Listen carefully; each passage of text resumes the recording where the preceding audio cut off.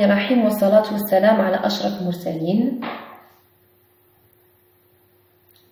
Chers étudiants, bonjour. Dans cette vidéo, je vous présente le TD d'AOP, chapitre réseau de distribution, partie réseau maillé. On va résoudre l'exercice numéro 4. C'est un réseau maillé qui contient deux mailles, maille 1 et maille 2. Les questions sont comme suit. Appliquer la loi du nœud et la loi des mailles sur le réseau maillé indiqué dans la figure 1 et compléter la répartition initiale des débits. Le réseau est en PE.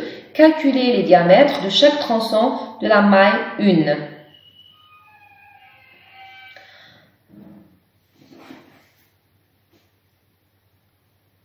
On commence par la première question.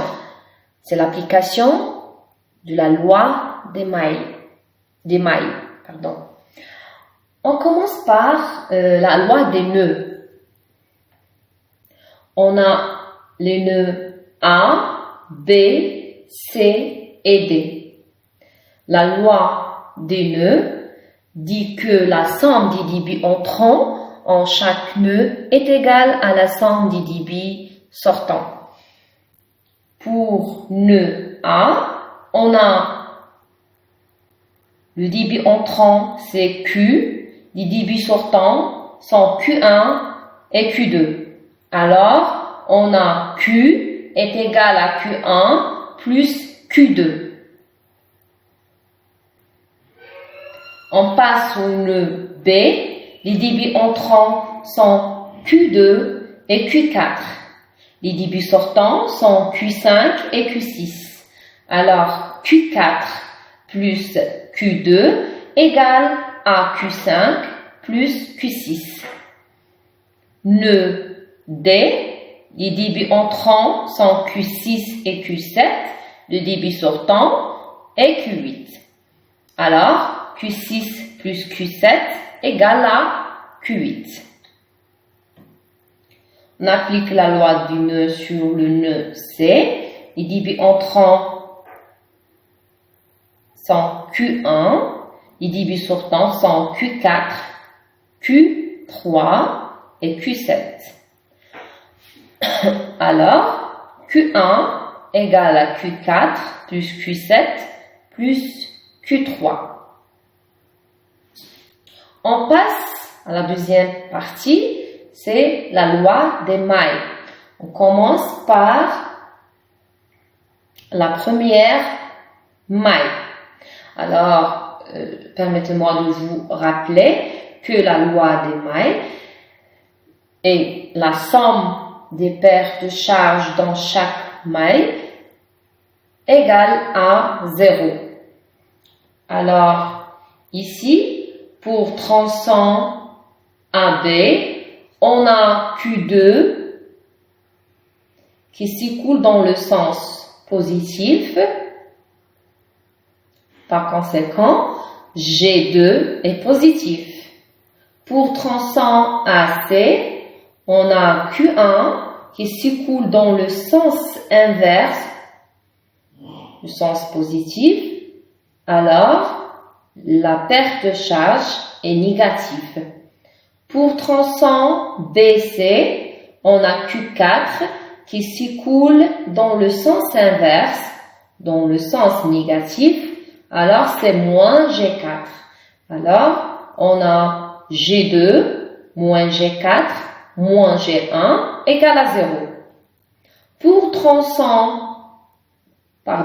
Pour maille 2, on a tronçon BD.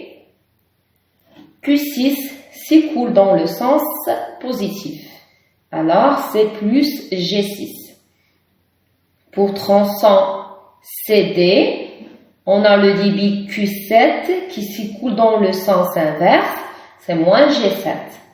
Pour tronçon BC, on a Q4 qui s'écoule dans le sens positif. Alors, la perte de charge au tronçon BC est positive. Donc, on a G6 moins G7 plus G4 égale à 0. On passe à la deuxième question, c'est compléter la répartition initiale de dB. Pour la maille 1, on a les dB, on a ici le dB Q est égal à 110, on a Q1 égal à 61 litres par seconde. Les inconnus sont Q2 ici et Q4, Q2 et Q4. Pour le nœud A, on a Q est égal à Q1 plus Q2. Alors, Q2 égale à Q moins Q1. C'est 110 moins 61. Q2 égale à 49 litres par seconde. On passe au nœud C. On a Q1 égale à Q4 plus Q3 plus Q7.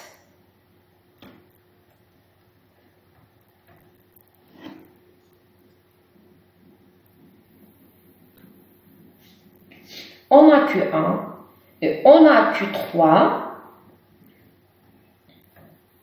et on a Q7. Q3 égale à 15 litres par seconde, Q7 égale à 30 litres par seconde et Q1 égale à 61. Alors, Q4 égale à Q1 moins Q3 moins Q7. Q4 égale à Q1 moins Q3 moins Q7. Alors, Q4 égale à 61 moins 15 moins 30 égale à 16 litres par seconde. Pour le nœud B,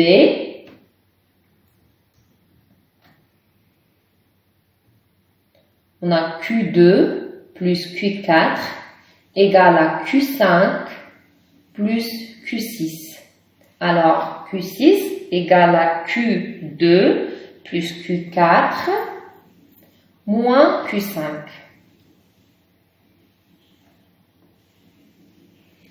Alors, Q6 égale à 35 litres par seconde.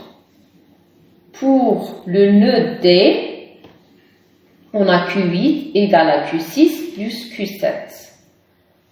On a déjà calculé Q6 égale à 35 litres par seconde et Q7 égale à 30. Alors, Q8 égale à 65 litres par seconde. Pour calculer les diamètres de tronçon du maille 1, on utilise la méthode qu'on a déjà utilisée dans le réseau ramifié, c'est-à-dire on suppose que la vitesse égale à 1 mètre par seconde, le diamètre est égal à la racine de 4Q sur pi. Alors pour tronçon DAB, le débit Q est égal à 49 litres par seconde. Alors le diamètre D égale à 4 fois 49 fois 10 à la puissance 3 divisé par 3,14 à la puissance 1,5. Le diamètre calculé, c'est 249 mm. Alors, la matière de la conduite est le PE. Alors, on utilise la bac du PE. On cherche si le diamètre 249 existe dans la bac ou non. Alors, ici, on a 150, 200 et 250. Alors, 249 n'existe pas. Mais le diamètre 250 mm est très proche de 249. Alors, on prend le diamètre 250 mm et on recalcule la vitesse pour vérifier si elle est acceptable ou non. Alors, V égale à 4Q divisé par PD carré. le diamètre c'est 250 ou bien 0,25 mètres. Alors, la vitesse égale à 4 fois 49 fois 10 à la puissance moins 3, divisé par 3 fois 3,14 fois 0,25 au carré. Alors, la vitesse égale à 0,99 mètres par seconde. Elle est acceptable. Elle est très proche de 1 mètre par seconde. On passe pour tronçon AC. Le débit du tronçon AC, c'est 61 litres par seconde. En utilisant la formule D est égale à la racine de 4Q sur P. Alors, DAC est égal à 4 fois 61 fois 10 à la puissance moins 3, divisé par 3,14 à la puissance 0,5. Alors, DAC égale à 278 mm. On utilise toujours la bague pour vérifier si le diamètre est normalisé ou non. On doit toujours prendre le diamètre normalisé, le diamètre qui existe dans le marché. Alors ici 278, on a ici 200 et on a ici 250 et 300. On n'a pas 278. Alors on a deux possibilités, soit prendre 250, soit 300.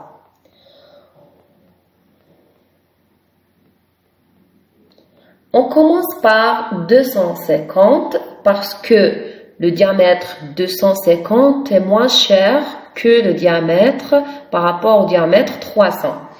Alors, on calcule la vitesse en utilisant le diamètre 250. La vitesse est égale à 1,24 mètres par seconde.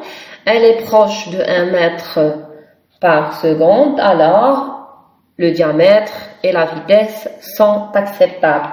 Donc, on garde le diamètre 250 mm. Pour tronçon CB, le débit égale à 16 litres par seconde. 16 litres par seconde. Le diamètre calculé, c'est 0,142 mètres. N'existe pas toujours dans leur bac. 142 mm, on a 100, 125 et 150. On n'a pas 142.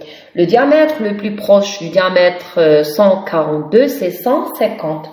On va recalculer la vitesse avec le diamètre 150.